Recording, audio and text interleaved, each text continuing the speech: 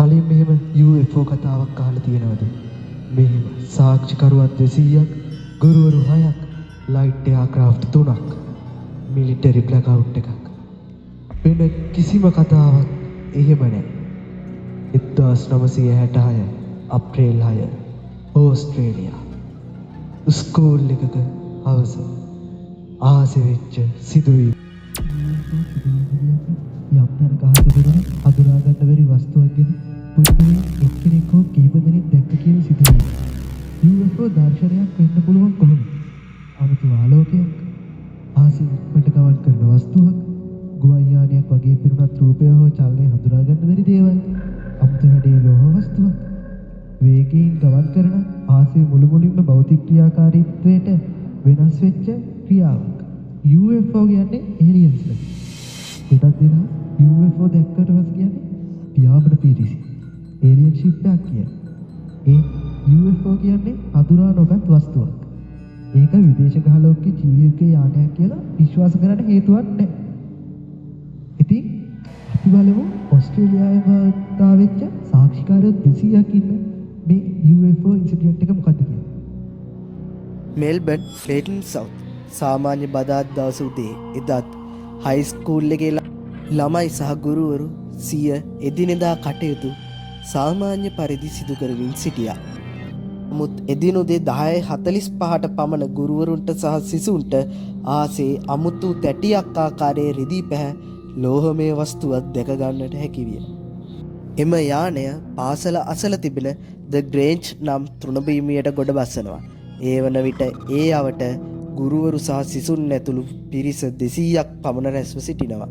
මිනිත්තු කිහිපයකින් නැවත ඉහළට එසවි කැරකී තිබුණු එය වටා තවත් ගුවන් යාන කිහිපයක් දර්ශනය වූ බව සාක්ෂිකරුවන් පවසන්නට විය.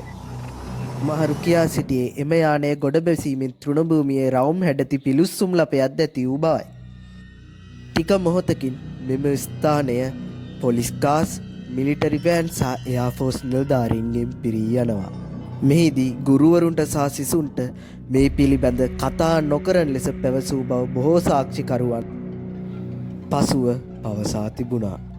මෙම සිදුවීමේ සුවිශේෂීත්වය වන්නේ සාක්ෂිකරුවන් 200කට අධික පිරිසක් සිසුන්, ගුරුවරුන්, ගම්වැසියන් ඇතුළුව මේ සඳහා සාක්ෂි ලබා දීමත් සිදුවීමෙන් පසු ආරක්ෂක අංශ ඉක්මනින් ස්ථානයට පැමිණි බවත් වාර්තා වීමයි. මෙම සිද්ධිය ඉතිහාසගත වන්නේ වැඩිම සාක්ෂිකරුවන් ප්‍රමාණයක් සහිත UFO සිදුවීම ලෙසයි. තවද තෘණභූමිය රැඳුණු රවුම් පුලිස්සුම් ලපය පසුදා දක්නට ලැබුණු බවත් හමුදාවය වටකර මාස ගණනාවක් කිසිවීමට ඇතුල්වීමකට නොදී ආරක්ෂා කළ බවත් කියවේ. මේ ඔබ දකින්නේ එකල පුවත්පත් මෙම සිදුවීම වාර්තා කළ තිබූ අයුරුයි. 2010දී මෙල්බර්න් නගර සභාව විසින් මෙම ස්ථානය වෙස්ටල් UFO පාක් ලෙස නම් කර සීවටන පලකයක්ද ස්ථාකෙරිනි.